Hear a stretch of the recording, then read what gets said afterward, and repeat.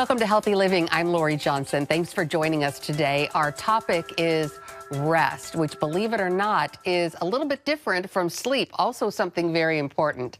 My guest is Dr. Saundra Dalton-Smith, author of Sacred Rest, Recover Your Life, Renew Your Energy, Restore Your Sanity.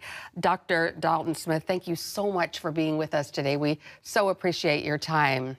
It is my pleasure. Thanks for having me. So you're a medical doctor and also a Christian, which is, in my opinion, such a great combination, because in this book you combine spiritual truths with actual physical truths as well, science and spirituality combined together. And you cite a lot of research in the book too. You talk about rest and the importance of rest, and at the same time we see levels of anxiety in our country, especially post-pandemic, just at astronomical levels. Why did you decide to write this book right now? Well, for myself, I burned out. And so it was during my own burnout journey that I began this book process. I wanted to stay a physician. I didn't want to get to a place where I had to give up the career that I love because of exhaustion. And so because of my background being in research and biochemistry, I wanted to make sure that when I took the facts and things that I learned, that I could actually make them applicable to everyday life so that my patients could benefit from it, from the people from my church could benefit from it. And everything that I started researching all drove me back to Scripture. It all drove me back to looking at, so what does the Bible say about this? We hear in the headlines so often that physicians are one of those types of careers where people do experience tremendous burnout and actually leave the profession. What types of things were you experiencing when you talk about burnout? And how can other people, those of us who aren't doctors, know if we are also burned out? I mean, what does that feel like? Yeah, and for myself, it really came down to I didn't have the energy to do the things that I loved. And when we look at the World Health Organization, when they define burnout, there are three characteristics that they say that someone would have is, number one, they're tired all the time. Number two, the work they're doing is at a lesser quality of what they're capable of. And number three, they no longer find enjoyment in the work that they do. And so I feel like we have a lot of people who functionally are burned out. They show up at work every day, they do a job, but they are not happy about being there. They're tired while they're there, and they're not performing at their best. And so these types of descriptions sound a lot like, as I mentioned, anxiety, but also a little bit like depression as well, which we see people suffering from. And, when you talk about rest, a lot of people would think, I need to get more sleep or I need to go on a vacation. But sometimes people don't feel replenished or rested even after they've had 8 hours or even after they've gone on a vacation. People say, I need a vacation from my vacation. It was so stressful. I recently had a vacation like that with all my family. So what do you say to, people who think the answer is just more sleep or a vacation? Yeah, I love that question about vacations because I think that is how most people are trying to solve their burnout. They're trying to wait till the next vacation, wait till their next sabbatical. And really, rest can't be divided up like that where you're only getting restored during specific times spread throughout the year. It needs to be something that's sustainable. And I think that's the mindset shift that most of us have to make, is that rest isn't just cessation. Sleeping's fantastic. We all need to sleep. Yes. But sleeping is primarily cessation. We stop doing activity. Rest is about restoration. You want to be poured back into. And a lot of us, the reason that sleep is not actually feeling like an improvement for our lives is because it's not restorative. We haven't gotten to the levels of deeper sleep where we feel restored, and we don't understand this connection between sleep and rest, because for a lot of us, higher quality rest will actually help us to have improved sleep. All right, so let's talk about how do you rest. We know, obviously, in the Bible that the word teaches us that God rested on the seventh day, and so he wasn't sleeping. But what does it mean to rest? So the way I look at it is we look at all the different areas of our life where we're pouring out energy. And if you're pouring out energy in an area, then it can become depleted. And so you want to pour back into those places. That's the restorative component. That's what rest is. And so in my research, what we found were there were actually 7 different key areas where people were needing consistent restoration to stay at their highest level of capacity. And those included physical, mental, spiritual, spiritual, emotional, social, sensory, and creative. So you need to rest in all these different areas. Can you drill down a little bit more about what some of these types, and does everybody need all 7 of these types of rest? Yes, everybody needs all 7, but most people are already excelling in some of these. They're already naturally doing some restorative activities in one of the 7 or more. And there's usually 1 or 2 where they either were not aware of they're using energy or haven't been very intentional about pouring energy back into that area. Physical, that's one of the ones where absolutely sleeping is a component of it, but that's a type of passive physical rest. We also have the active component of physical rest, which include things like how your posture is sitting at your workstation, which includes things like a leisure walk to get the circulation and the lymphatics in your body moving. And so something as simple as physical rest even has a level of complexity to it that actually helps you get more out of it when you understand it. I like to sort of sit on the couch and binge watch, TV shows. That to me sounds like rest. Is that restful? It depends on if that's a place you have a deficit. For example, if you're someone who has a creative rest deficit, meaning that you're needing inspiration, you get poured back into when you see things that awaken your creativity, that give you that kind of childlike awe and wonder, then watching a movie might do that. However, for some people, sitting on the couch and watching that movie is just escapism. They actually don't need creative rest. They may need social rest. They need the rest of being around life-giving people. And so although they are still, they're sitting there, they're still, they're laying on the couch, they're actually not pouring back into the place that has the deficit. So they'll spend the weekend resting, so to speak, and still be exhausted on Monday morning. Talk about when you're trying to go to sleep, when you're trying to get rest, physical rest, and your mind is going a million miles an hour. I really feel like this book is wonderful for everybody, but especially for women. I hear women talking about this all the time, like I can't get my mind to settle down, especially when I'm trying to go to sleep or wake up in the middle of the night and then the thoughts go a mile a minute. How do you deal with that? Yes, what you're describing is a mental rest deficit, and it is very prevalent in our world simply because there are so many things coming at us that we can wrap our mind around, whether it's social media and we're looking at all the feeds or it's, conversations with our spouse right before going to bed that we're running through our mind. And so one of the things with a mental rest deficit is you have to be aware of, can you get your brain to get back to that quiet place? For some people, it could be something as simple as doing a tactic like brain dumping.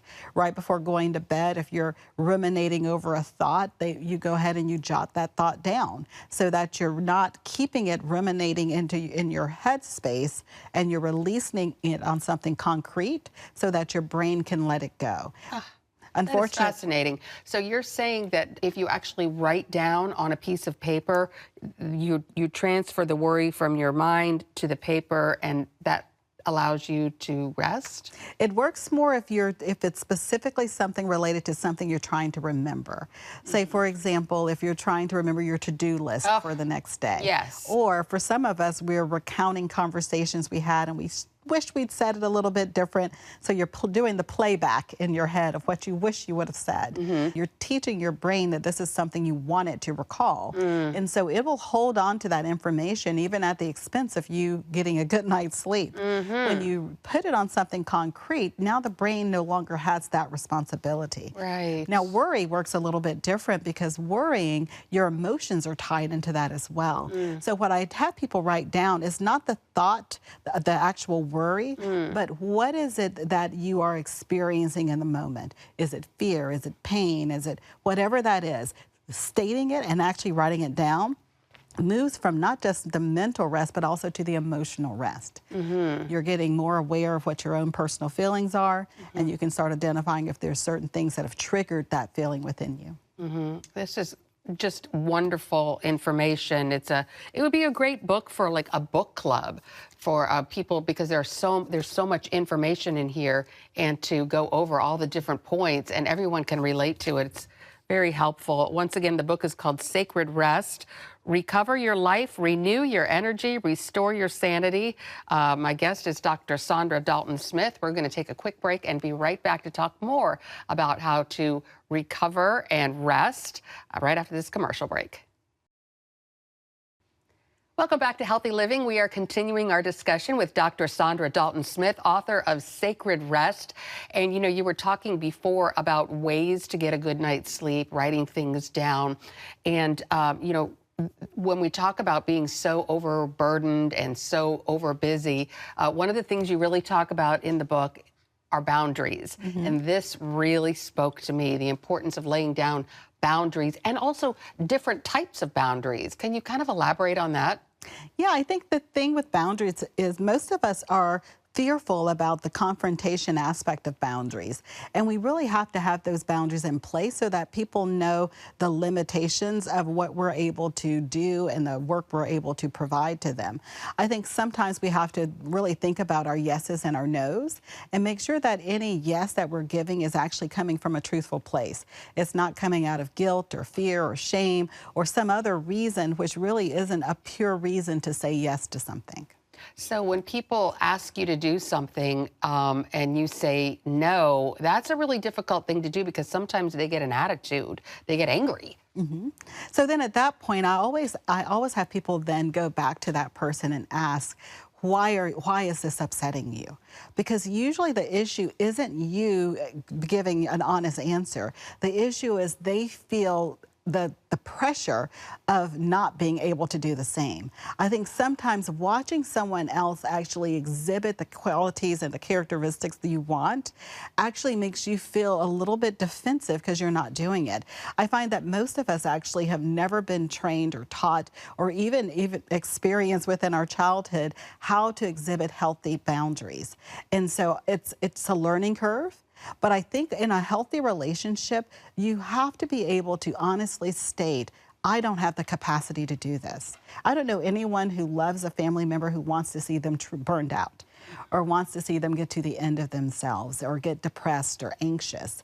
However, that's what oftentimes our lack of boundaries create in our lives. And so how do you say, hey, people say, we're doing this, we would like you to do this, we would like for you to volunteer, we need people to help with this, and you don't step forward if they say, hey, we're doing this, would you like to join in? And how do you say no without offending? The way that I have trained my patients and people that I worked with is a simple statement, and this is it. In order to honor my need for rest, I must decline that opportunity. Wow. Or I must say no to helping at the children's church this week. Or I must say no to doing the science fair for my kids' school. And the thing is, when I say in order to honor my need for rest, I'm restoring rest back as something that is worthy of my time and my attention, is worthy of conversation. It gives them an opportunity to then reflect on, am I honoring my own needs for rest and how I'm living my life? Exactly, because as Christians, we all know that rest is important, yet I don't know anyone who rests on the Sabbath, and that's one of the 10 Commandments. And but what you really see is the opposite, where there's almost a competition of who can do more in life and who's doing the most. And it doesn't seem like that's a healthy thing, but it's sort of a treadmill that everybody seems to be getting on. Do you see this in society at all? Absolutely. We are a grind culture. We have this mentality that the work is more important and more valuable than the rest. It is not biblical or scriptural in any way, but it is how we have begun living our lives, as if work is the end-all be-all of accomplishment and purpose, and rest is like the lesser thing that we do if we find time. But you're so right, just from the very foundation of the earth, since creation, rest has been at the foundation. And so I feel like it's important for us to return to rest. One of my favorite scriptures from Isaiah 13, verse 15, that says, in returning and rest shall we be saved, and quietness and trust shall be our strength. And it finishes with the statement, but you would have none of it. Rest is a choice. We have to make a personal choice. Just like we make a personal choice for or against Jesus, we have to make a personal choice if we're going to honor God's way of doing things, which includes rest. Yeah, I would love to be more like that, more restful, and sort of step out, because I long for the days. I was really even watching an old Andy Griffith rerun the other day, and it just reminded me of the pace of life 50, 70 years ago used to be so much slower. And I guess a lot of that has to do with technology, that we're just so go, go, go, go, go all the time. And then you see these incidences of anxiety skyrocketing. There's got to be a correlation. Absolutely. Sensory rest is one of the types of rest that's recommended, and that's because most of us actually are living with sensory overload. We've become so accustomed to our phone notifications going off or messages that we're getting. We're so accustomed to the lights, the sounds, and all the activity that's all around us all the time that for some people, actually silence and solitude and quiet, those feel bizarre. They feel uncomfortable because there's something that they're not experiencing as much in the world. I think we have to get back to a realization that there's a need for sensory rest, for moments of silence, moments of quietness, moments to draw away. There's a need to evaluate our own personal space. What are the lights, sounds, smells of where you work or where you do activity? Because for most of us, when we become sensory overwhelmed, our response is irritation, agitation, rage, or anger. Hello. So if you're getting upset or if you're mean-spirited at the end of the day, it may not just be your personality. You may be experiencing sensory overwhelm, and your body and your psychology is responding in this way because it doesn't know another way to release. Right, right. We're not made for all that sensory overload. All right, we're going to take another quick break and be right back with Dr. Saundra Dalton-Smith. The book is Sacred Rest. Stay with us. Welcome back. We're talking with Dr. Saundra Dalton-Smith. The book is Sacred Rest. And before the break, we were talking about something.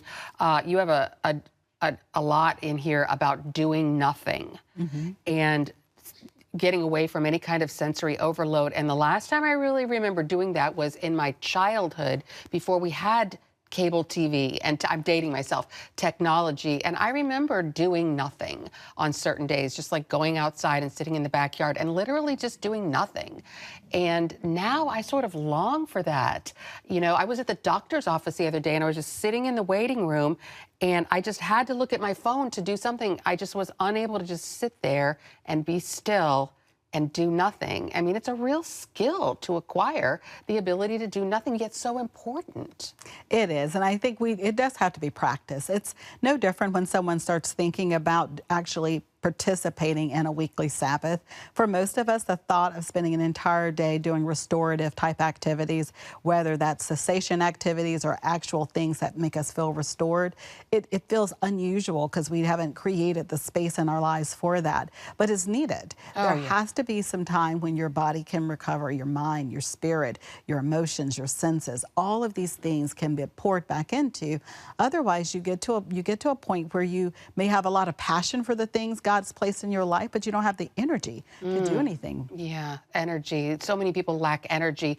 So how does a person know whether they're in a rest deficit? You have sort of a rest deficit assessment in here, sort of like a quiz. What are some of the questions on the quiz? Yeah, so, well, we have a short version of the rest assessment inside of the book, and then we actually have an automated version at restquiz.com.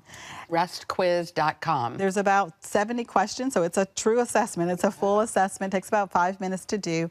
And then what it does, it actually gives you a score in each of the 7 areas, so you can actually see which type of rest you're most deficient in, which ones you're doing great with.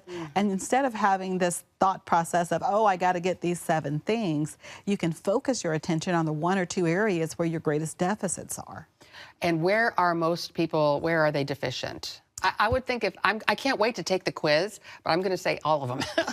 Well, that's funny. Oftentimes people will say, I failed it. It's an assessment. You can't fail it. Okay. So, you just had low numbers. Right. Yeah. So the number 1 area is usually emotional rest or mental rest. Those are the ones we find that most people struggle with.